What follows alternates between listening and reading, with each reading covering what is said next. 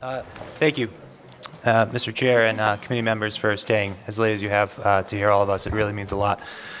My name is Nate Carpenter. I'm the state coordinator for the Rhode Island Progressive Democrats, and I am here in favor and in support of H.5127 and in opposition of 5125, 5114, 5198, and 5199.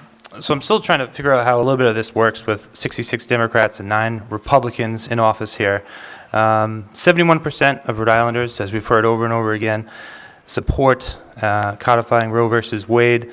And again, with 88% of the legislators being Democrats, I would look at this as a layup, but that's not really what's at the core of all of this. What that's the core of all of this is women's health.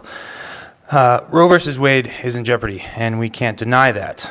Our president is pro-life. He's spoken about punishing women who seek abortions, and as of most recently, Brett Kavanaugh has replaced Justice Kennedy, who is thought of as a safeguard to the Reproductive Health Care Act.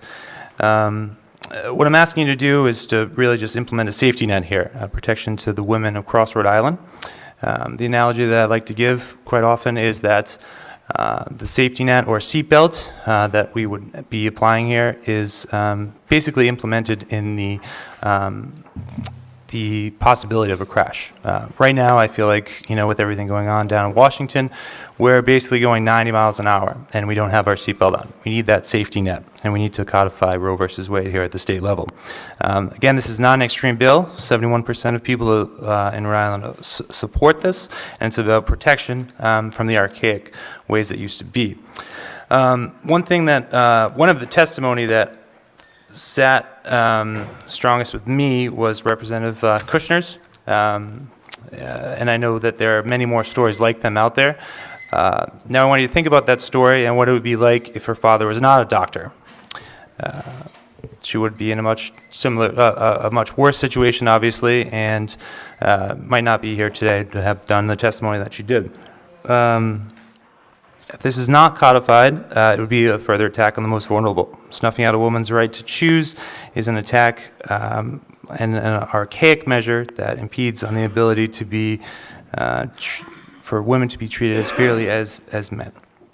Wrap it up. Thank you. The one thing that I wanted to add was Representative Roberts mentioned something about not knowing Catholics that are for choice. There's actually a website, catholicsforchoice.org, that's obviously goes right in line, and we also have the highest rate of Catholics per capita, and obviously a 71% of approval rating, like I said. So I think it's a little different than what you did say, but thank you. Thank you.